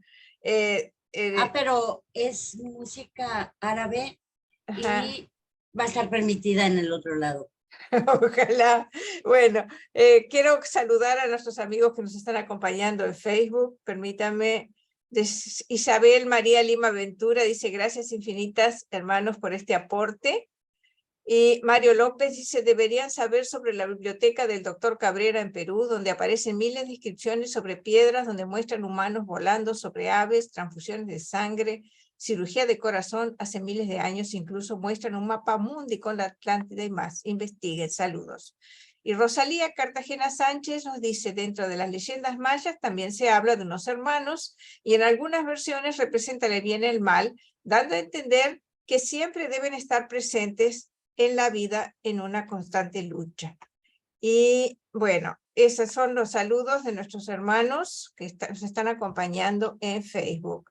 Gracias, qué gusto que nos acompañen. Ahora sí, les vamos a ver. Annelise, adelante, por favor. Muchas gracias, Jenny, por el video, muy aleccionador, muy interesante, muy bonito, muy aclaratorio. Y yo me pregunto, ¿en dónde encajan los etruscos y cuáles son las lenguas arias? Gracias. Gracias. No sé si alguno de ustedes conoce la respuesta. Yo no la sé. Javier, los etruscos. Eso proviene de Jesús, permiso. un momento, Jesús. Prefiero no definirme sobre ese tema de momento, gracias. Bueno, no sé, pero podemos hacer una búsqueda. ¿Por qué no? A ver, Adrián. Perdón. Está claro. Tú, Jesús. Yo tengo entendido que los etruscos son, tengo entendido, no soy especialista ni mucho menos, pero como que son como una especie de antecesores de los pueblos que dieron origen a los romanos o algo por el estilo. Sí. Los etruscos. Sí, fueron una media... Esto dice Península Itálica. Los etruscos eran españoles, eran los Siglo antiguos españoles. XIII antes de Eran Cristo. visigodos, Sato. Estaba en la península ibérica, ¿entiendes? Pero vamos, como bien has dicho, Adrián, está muy cercano, es anteriores un poco a la época de los romanos. Es decir, estamos hablando ya de una época muy cercana a nosotros. No tiene que ver nada con todo lo que hemos estado hablando anteriormente, ¿eh? Siglo XIII antes de Cristo. Sí, no, pero eran parientes de... Subsidiariamente eran parientes de los persas, de los antiguos noditas y, vamos, de los griegos, incluso de los acadios, de los asirios, eran parientes, ¿no? Eran parientes, pero bueno, que ya me pierdo la pregunta y lo que quería decir, ya me estoy perdiendo, ya... Bueno, posteriormente. Ya lo respondieron, lo de los etruscos, exactamente. Fue una civilización que habitó en el centro de la península itálica entre los siglos 8 y 3 antes de Cristo, así que es muy posterior, sea cual sea el origen, a la historia que estamos viendo de los noditas, los rebeldes del séquito del príncipe y todo eso. Y sobre las lenguas arias, bueno, lenguas arias no encontré, pero sí encontré de lenguas indoarias. Un segundito, que te lo voy a leer. Las lenguas indoarias o índicas son un subgrupo de lenguas pertenecientes al grupo indo-iranio de las lenguas indoeuropeas. En el segundo milenio antes de Cristo, el indoario era hablado en el centro y norte del subcontinente indio, especialmente en las cuencas del Indo y el Ganges. De lenguas arias, no sé, lo estoy buscando. Cuando lo encuentre. Está bien, ¿no? Sí, serían esas. O sea, se le denomina también indoarias, son las lenguas que surgieron todo en el valle del Indo y que posteriormente dieron origen también a algunas lenguas europeas, ¿no? Las germánicas, sobre todo. Al menos esa es la tradición, ¿no? Una tradición en que ya sabemos que lamentablemente se afincaron ciertas ideas racistas del siglo XX. Originalmente los sarios, nosotros por la revelación podemos rastrearlos a los noditas del norte, digamos, ¿no? Que después mezclados con adanitas y haciendo surgir los anditas, son los que se trasladaron hacia la zona del Valle del Indo, ¿no? Pero digamos que el origen más ancestral, contemporáneo a lo de las lenguas semitas, podemos rastrearlo si queremos hasta los noditas del norte, que son los que dan origen en esa época a la civilización asiria y babilónica, y más cercano en el tiempo a los pueblos persas o iraníes, ¿no? En tren de rastrear para atrás. Gracias. Chispa, alguien pregunta que dónde se puede ver el video.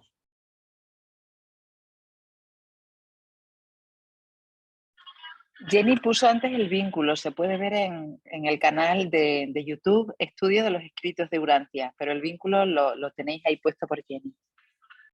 Ahí está, otra vez en el chat. Gracias.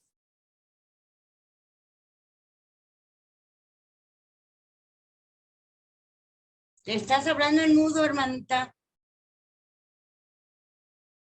Que también le voy a compartir el link al canal para quien lo quiera tener. Puede ver otros videos interesantes también. Excelente respuesta, Adrián. Muchísimas gracias. ¿Alguien más? Jesús, breve, por favor, ¿sí? Sí, breve y respetuoso. Hombre, está bien el trabajo de Chispa, ¿no? Está muy bien. Mueve fuente. No es... a ver, no es exacto y puro, pero exacto y puro en el sentido de que remueve mente, remueve conciencia, ¿no? Yo creo que habría que establecerse en el conflicto de Pavlov, ¿no? El conflicto de Pavlov, que es lo que dijo Irma antes, hubo 3 grandes divisiones dentro de 4, dentro de los noditas, y hubieron cierto esparcimiento, ¿no? Cierto esparcimiento. Naturalmente, una de ellas es los sirios, que no son los sirios de Siria, ni los acabios, parece ser que es una tribu muy antiquísima, que tuvo relación en el noreste de Mesopotamia con los noditas, que una cepa que escapaba de cierto peligro, ¿no? Existían los noditas orientales o elamitas, que los elamitas, si buscamos figuradamente, son la base de los semitas, la base de los judíos, y todo esto no me quiero adentrar, ¿no? Después están los presumerios, ¿no? Los centrales, los suprimerios, los que guardaban cierta orden dentro, jerárquica, dentro de sabían mucho de lengua, de matemáticas, de las lenguas sarias, tenían todos unos registros muy bellos, una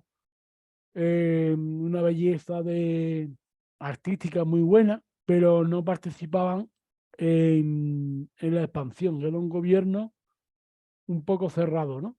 Y después estaban los noditas del norte y los adomitas, los vanitas de Van y Amadón, que eso sí formularon después ya de Monterara, pero estamos hablando de una farolera de 35.000 años, pero sí que puede haber algunos registros. Yo lo dudo un poco, pero sí es posible que dentro de los escritos y de la epopeya haga referencia a ciertos asentamientos que es posible que se descubran más adelantemente, ¿no? Seguro. Y Gracias, a partir Jesús. de ahí estamos hablando de 35.000 años, 20.000. Es muy Gracias, posible Jesús. que se haga adelanto muy serio. Gracias, Jesús. Adelante, Adrián, por favor. Sí, un último aporte rapidito. Me pareció buenísimo esta segunda parte del video, por eso antes no me había querido adelantar. Trae 2 conceptos que no habíamos visto antes y que están buenísimos para mí. Uno es lo de las ciudades de Dilmun, las ciudades de los noditas, que fueron, aparentemente hubo 2, quizás hubo hasta 3. Una puede asimilarse, ¿no? Como dice bien el video, al Dilmat que conocieron los egipcios. Son ciudades de las cuales quizás hay registros históricos con otros nombres, y que explican también y que rellenarían un poco ese bache de tiempo civilizatorio entre la caída de Dalmatia y el surgimiento de las civilizaciones históricas. Y después otro dato que aporta la segunda parte del video que me parece buenísimo es esto de estos personajes de los Igigis o Irigis, que serían asimilables a nuestros seres intermedios primarios, ¿no? En realidad ya tienen todos los boletos comprados como para ser nuestros seres intermedios primarios, digamos, ¿no? Porque hay muchas similitudes. Recordemos que los seres primarios serían la prole que tuvieron el séquito entre ellos, ¿no? O sea, con esa especie de unión no material que tuvieron entre ellos los integrantes del séquito corpóreo, ¿no? Que creo que era Igigis o Igigis, ¿no? Y que, bueno, y que explicarían no solo nuestros seres primarios intermedios, sino que también explicarían toda la tradición de dioses secundarios, o dioses jóvenes, o dioses menores, o genios, e inclusive demonios después de la rebelión, de todas las tradiciones. Y para terminar ahora sí, ya que hicimos todos estos paralelismos entre la historia y la mitología sumeria, o de toda la Mesopotamia, con la revelación, no nombramos a 2 personajes que también me parecen que son muy importantes, que son Enki y Enlil.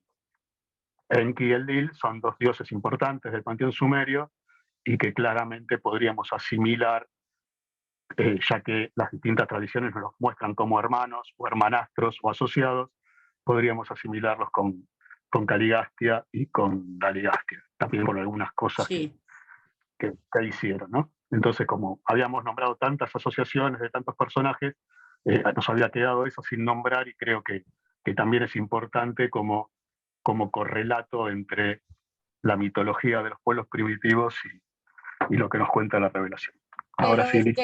Muchas gracias. Ellos, Caligastia y Daligastia, no eran visibles. No entiendo cómo llegaron a conocerlos. Por los rebeldes del séquito. Ellos fueron los que contaron todo, porque ellos sabían, ellos los podían ver. Okay. No sé si, lo que sí no sé, ahora yo me pregunto esto, no sé si hay algún dato, porque no lo he observado con atención, pero ¿cuánto tiempo habrán vivido sin el árbol de la vida después de la rebelión los rebeldes del séquito? Parecería que vivieron mucho tiempo, ¿verdad? No fueron muchos. A ver, espera.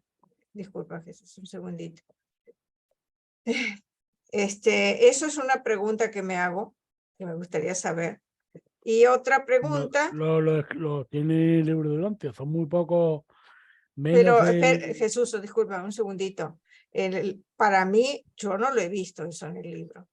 No sé si alguien sabe dónde está ese dato, me gustaría verlo. Sí, está.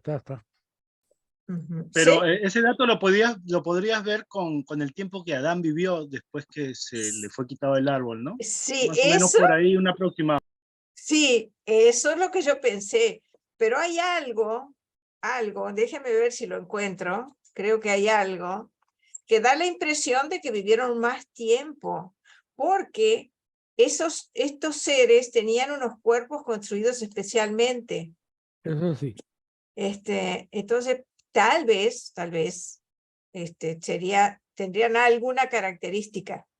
Sí. Voy a ver si lo encuentro. Pero no fueron, creo que fueron 300, 400, no me acuerdo la cifra exacta, pero de verdad que los cuerpos tenían una resistencia que doblegaron, casi triplicaron el contenido, pero no por mucho, no creo que sea más de 1000 años. Estoy teorizando, pero no mucho. Ahora, también los cuerpos de Adán y Eva no fueron como los 100, ¿no? Porque Adán y Eva no necesitaron del plasma vital andónico, pues. Claro, En no cambio, tenían plasma humano, los claro, Adán y entonces Eva. ellos, claro, se formaron acá.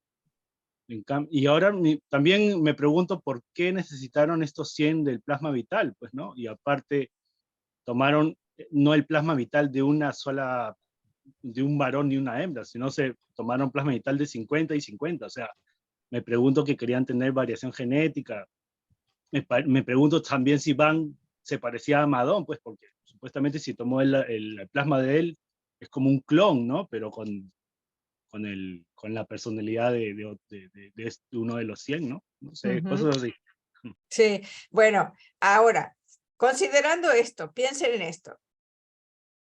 Claro, todos los casos son distintos. El caso de Adán y Eva, ellos eran inmortales normalmente en su planeta de origen, digamos, ¿no? Creo que era Jerusalén, puede ser, sí. Y al carecer del árbol de la vida, vivieron unos 500 años. Los 100 de Caligastia tenían unos cuerpos construidos especialmente, tenían plasma humano, andónico, andonita, ¿no? Ya tengo un entrevero de nombres.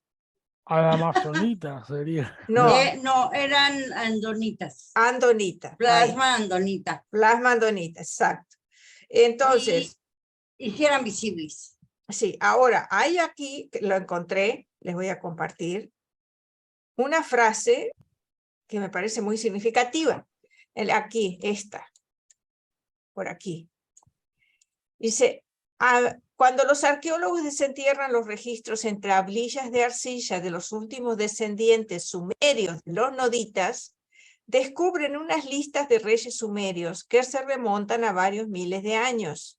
A medida que estos anales se internan en el pasado, el reinado de cada rey se prolonga desde unos 25 o 30 años hasta 150 años o más. Esta prolongación del reinado de estos reyes antiguos significa que algunos de los primeros jefes noditas, los descendientes inmediatos del Estado Mayor del Príncipe, vivieron más tiempo que sus sucesores más recientes, y también indica un esfuerzo por remontar sus dinastías hasta la época de Dalmatia. Pero aquí da a entender que si los descendientes inmediatos del Estado Mayor del Príncipe vivieron más tiempo, claro, no dice cuánto, pero entonces quiere decir que hubo una prolongación de la vida para las generaciones sucesivas que fue, como quien dice, descendiendo, ¿no? Y cada generación vivían menos, o cada cierto, se fue reduciendo su número de años de vida. Sí, porque Pero- después hay una correlación en el calendario que no se ajusta a la realidad, porque son números lunares, basados en un calendario lunar y tal, pero sí que es verdad que yo en mi tiempo me hice esa pregunta y a pesar de eso, matemáticamente no cuadra, ¿no? No cuadra exactamente, ¿no? Son 10.000, 20.000 años, un poco más. Quizá hay un descuadre tal, pero sí es verdad que en el sentido Pero ¿cuál de... es el descuadre si Van y Amadón vivieron más de 300.000 años? Sí, sí, me refiero que no ya en el sentido matemático, sino en el sentido trascendental del mensaje, sí que es verdad que algo hay ahí, Trascendental. que hay algo ahí que es verdad, pero que nos escapa comprobarlo matemáticamente e históricamente, ¿no? Existe Bueno. poca diferencia de años, no mucho, Bueno, vamos a ver. pero Vamos a continuar. Disculpa, Jesús. Hay una pregunta de Laura que dice si los 100 no eran visibles. Sí, los 100 eran visibles, totalmente visibles. Era lo único que realmente podían ver los seres humanos. Gretchen. Y Gretchen. Sí, adelante, Gretchen, por favor. Bueno, aquí rápido lo intentaré. Incluso en la epopeya de Gilgamesh, creo que lo dije bien, no sé, Gilgamesh. No sé bien dónde ubicarlo. Fue después de los 100 de Caligastia, porque se dice que él fue un rey que vivió muchísimos años, más años que su pueblo y que fue incluso un tirano y que el pueblo estaba preocupado porque no lo querían tener más de rey, pero vivió muchos años y le pidieron incluso, ya eso es parte de la mitología, que le pidieron ayuda a los dioses para que enviaran a un remedio, algo para que lo sacaran del poder o algo así. Pero sí, Gilgamesh se dice que vivió muchísimos años como rey. Sí. Adrián, ¿tú sabes de eso? Sí, con Gilgamesh como con todos. En realidad, esa época habría que separar la paja del trigo de lo que es real y de lo que es mitología. Y es algo muy difícil dado las distancias que nos separan, ¿no? Cronológicas. Como bien dijo Gretchen, históricamente sí fue un rey, aparentemente, ¿no? Están los listados de los reyes. La revelación nos dice que también que puede haber sido un descendiente tardío de los noditas, o sea, tener también algo del linaje nodita. Y como rey bien pudo haber sido un tirano y pudo haberse intentado su deposición o lo que sea. Ahora, como parte de la mitología, también es un personaje mitológico, o sea que debe haber sido, más allá de la evaluación de su gobierno, debe haber sido un tipo importante, se me ocurre, porque ha entrado también dentro de la mitología sumeria. Dentro de esa mitología sumeria se le achacan condiciones como de héroe, ¿no? De héroe similar a otros héroes de la antigüedad de otros pueblos, ¿no? Como puede ser Prometeo, como puede ser Aquiles, o como puede ser cualquiera de esos. O sea, un tipo que se dedicó a distintas misiones sobrehumanas o mitológicas, incluyendo la búsqueda de la eternidad, como nos cuenta también la revelación. Estuvo interesado en la búsqueda aparentemente de ese árbol de la vida. Si él fue verdaderamente un descendiente nodita, seguramente tenía información sobre eso, y ahí estaríamos juntando algo histórico con algo mitológico. También está relacionado con el tema de las inundaciones, ¿no? Las famosas inundaciones mesopotámicas, devenidas después en la tradición post-babilónica del exilio hebreo en diluvio universal. Se nos cuenta que Gilgamesh tuvo acceso a un personaje, del cual obviamente no recuerdo el nombre, pero que tuvo acceso a un personaje que podría ser un equivalente al Noé que conocimos a través de la tradición hebrea, y que este personaje le contó acerca de las inundaciones y de la sobrevivencia de él y de su familia, ¿no? O sea, bueno, eso, como para responder parcialmente dentro de las posibilidades a Gretchen, en Gilgamesh se daría esta unión de personaje histórico, aparentemente, si nos atenemos a las tablillas como documento, y de personaje mitológico con todo lo que tiene eso de ingrediente también especulativo. Eso, gracias. Genial, gracias. Muchísimas gracias, Adrián. De nada, un gusto. Irma, adelante, por favor. Y Pues terminamos. como dice Adrián, es cosa de especulación. Y pienso también en los humanos que había en ese tiempo, y muchos quedaban callados por el temor, y otros exageraban los actos. Entonces, no podemos saber exactamente, pero hay evidencia de su existencia, que eso es lo importante. Es un trabajo difícil seguir los pasos desde los 100 hasta Melquisedec. Son muchos miles de años. Sí hay un método, pero sí es algo bastante difícil. Pero sí, como dice el dicho, el río suena es que agua lleva. Todos existieron. Exactamente.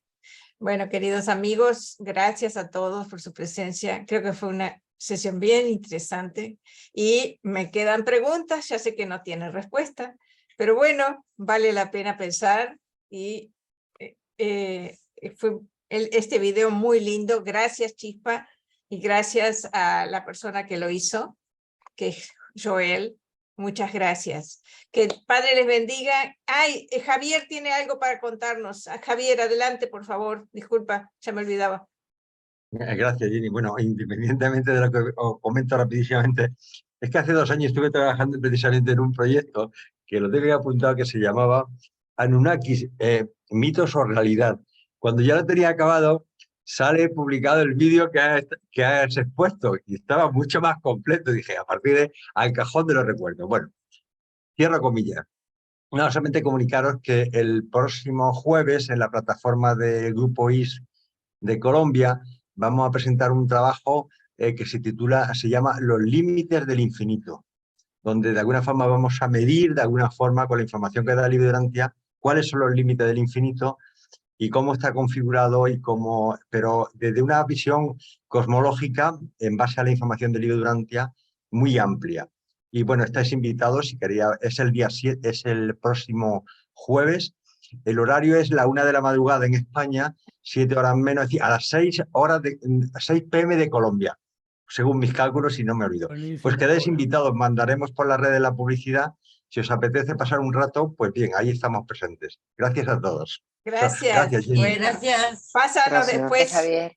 el link, etcétera, para compartirlo también. Para compartir. Ya me voy a despedir con un breve comentario, muy breve, Muy breve. muy breve y muy conciso, que es la rotabilidad de la ciencia, el estudio del ADN, que bueno, que demuestra que sí es verdad, algunas conjunciones, ¿no?, que tuvieron la raza extinta hace millones de años, casi 1 millón de años y tal, y el ADN, si según la ciencia, puede estar equivocada también, ¿no?, pero que puede ser un factor representativo en el nuevo acontecimiento y de lo que hay, ¿no? Porque el ADN masculino sí se ha analizado, no así el mitocondrial femenino, que también vendría analizado, y que hay muchos aspectos, ¿no? Quiero decir que nos quedan muchos puntos que averiguar